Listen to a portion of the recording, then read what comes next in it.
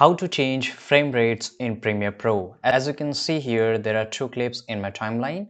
So this is clip number 1 and this is clip number 2, right? And you can see in the frame rate, both of the clips have different time frames and the different frame rates, right?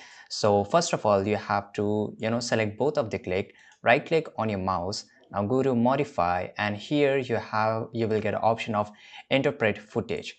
Now, once you click on here, you will get a second option, assume this frame rate. So for example, I want Premiere Pro to assume both of the clips are around 60 FPS, right? And once I write 60, I'll just click here, okay. And here you can see, whenever I just write, you can see if you increase the frame rate of a video, the video duration will be increased. And if you reduce the video frame rate of a video, the duration will be shorter. So basically it happens if the video is recorded in a good frame, in a good fps, then the video will become in slow motion and it will give you a much better view. So right now here you can see, but this is a little bit unsatisfied response, right?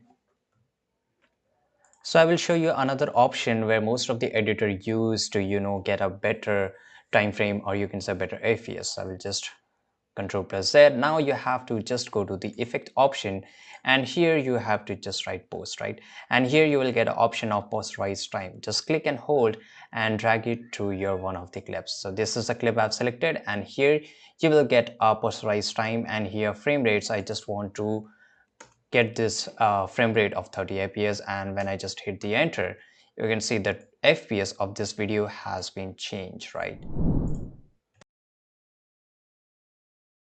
Thanks for watching this video. Make sure you like this video, subscribe.